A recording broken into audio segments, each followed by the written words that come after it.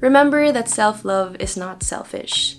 As Liza Koshy so poetically explained it, loving and caring for somebody when you don't love and care for yourself is like saying you're gonna spread mayonnaise, but you only have mustard.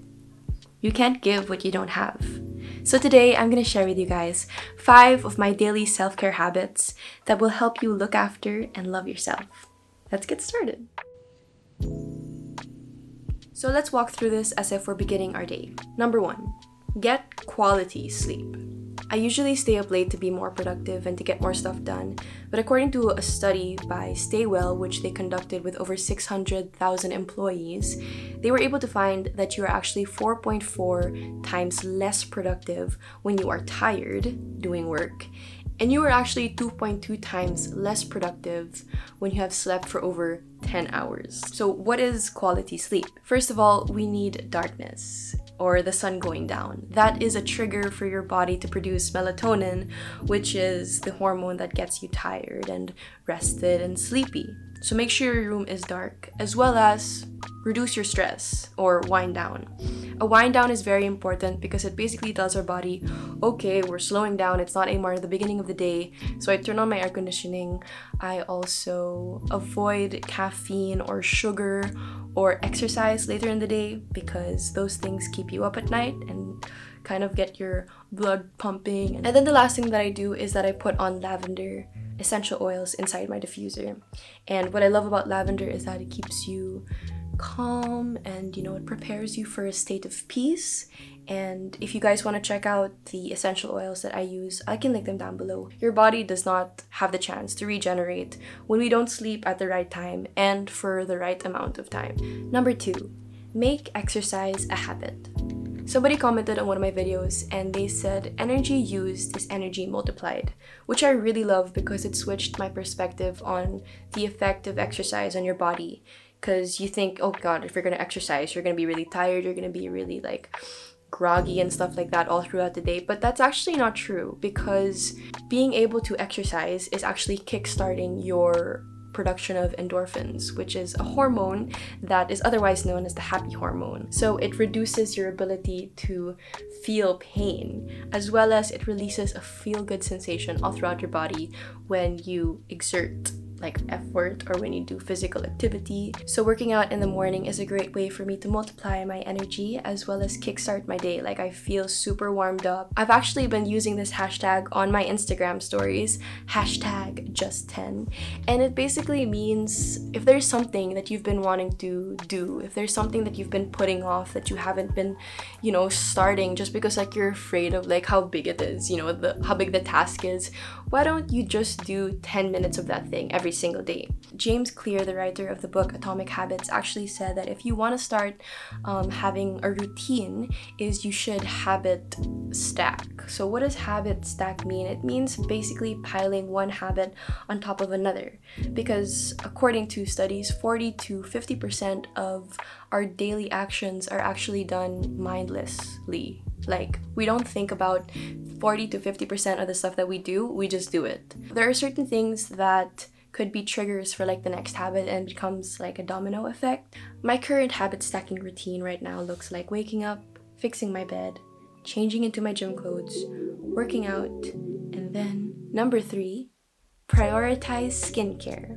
This process actually begins in the shower. Taken my shower, and now we're going to be talking self-care and skincare.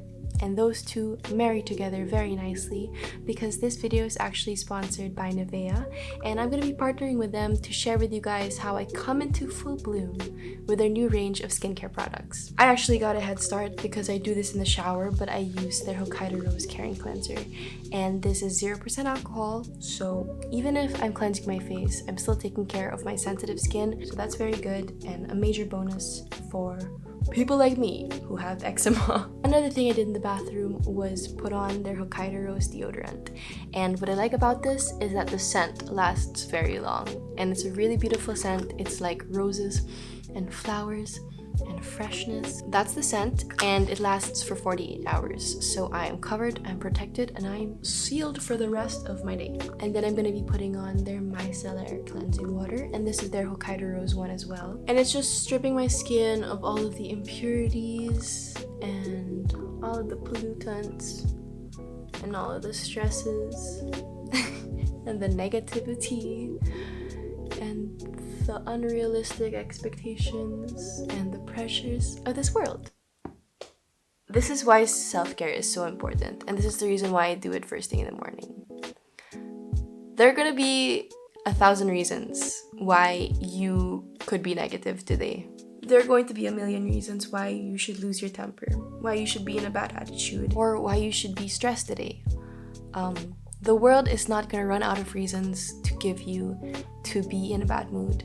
And when it comes to self-care and recognizing that you can only ever control what is inside of you and the body that you have, then you can dictate the way that you will respond. You can dictate the way that you will approach circumstances with a positive perspective. And that all starts with loving your body and taking care of it. And so that's why I dedicate like 3 hours of my day, 3 hours of my morning to just focusing inward. Because when you are happy and sustained and satisfied with where you are inside, everything else outside of you, it will just flow. It will trickle into the people that you meet. It will trickle into the environments that you find yourself in. And nothing would be able to destroy your peace. But that only starts when you are able to love what you are able to control. Because the reality is you can't control everything that is outside of you. I mean, we all know that. We're in lockdown. World peace starts with self-peace and self-care. Okay, and then I'm going to be finishing off with Nivea's Cooling Lotus Lotion. And what I like about this is that it has peppermint and menthol on it, so it cools your skin as you put it on. Not only does it cool, but it also absorbs very quickly into your skin, because the last thing I want is my lotion sticking to everything else that is around me, especially my clothes. So that's what I like about this, and I put it all over my body because I want to be refreshed and cooled down. Everything is super humid nowadays, and I never fail to moisturize. Okay, that is our skincare. Number 4, genuinely and authentically talk to someone. At a time such as this, it's like we're already used to being isolated and disconnected. Like, that feeling is just all too familiar for us. So there are times when you kind of take the initiative to just be like, I really feel this way, might as well just isolate myself and disconnect myself. I'm not calling anybody out here, I'm calling myself out here. There are times when I feel like my troubling thoughts or like my pressing worries are going to just weigh on somebody else or burden somebody else, so I just keep it to myself. And that is so dangerous, just because, I mean, a lot of reasons. But whether you're an extrovert or like an introvert, we all crave real human connection. And not like a reaction to a story or like a like on a photo or like, how are you? Good, good. You know, not like that. Like face to face. Or FaceTime to FaceTime. And there's something just so beautiful and refreshing about being honest with someone and talking to somebody that you trust and being vulnerable, you know, not having any of those walls up. And it's so comforting for me to hear, you know, that sometimes people are just like, oh, I completely understand where you're coming from, Hannah. You're not crazy. Like, sometimes we just need to hear that from somebody else's mouth, you know? So how have I been having real human connection without seeing real human beings face to face? Well, I personally think that the essence of who you are is in your soul and in your mind. So your physical body does not really have to be there, as long as you are committed to showing this person your true colors. So I've been serving and attending a lot of the events of my church, New Life. And we have a great youth ministry called Youth Collective on Instagram. You guys can check it out. But basically, every Wednesday, we have what we call midweeks, where we just basically tell people like what we're going through and what we're struggling with and how to cope. So everybody's invited. You guys can check out all of their information. I'll put it down below. But that has been so good for me, just because it has given me an avenue to just speak to people about what I'm going through. And you don't really have to go like super duper deep all the time, but just vocalizing what you feel, like there's a certain release that comes with that. So I've been attending midweeks on Wednesdays as well as Fridays. We have Friday Night Live, which is basically like a youth service but online, and we do that every other Friday. And everybody's invited, so if you guys also want to check that out, please come and join us. We'd love to see you, we'd love to hang out with you, and to just do life with you. So yeah, I've been attending those sessions, which have been super great. I spoke about this a few videos ago, but a connect group, a life group, it's basically just coming together with people similar ages, similar interests, and just talking about what you're going through and what God has been doing in your life. And it's nice to hear what God has been doing in other people's lives as well, because you never know when you are going through the same thing as somebody else, and when they have gone through what you're going through and they share how they got through it, like it's just so encouraging for me as well. On top of that, I lived in Australia, and a lot of my friends have gone to college abroad, and I can't physically see my friends that are in the Philippines, so I've been doing a lot of catch-ups with people on FaceTime, and it's very important because all of my dearest friends are just so far away. But I just really make it a point to ask them, hey, do you have any time like this Saturday or this Sunday or whatever? And I really like an appointment kind of book it. I'm like, I'm gonna catch up with you. I want to know what's happening in your life. I want to, I don't know. I think just making that effort, it's a bit like daunting at first because you're like, oh, this person's probably busy. But, the answer's always no if you don't ask. So I always ask.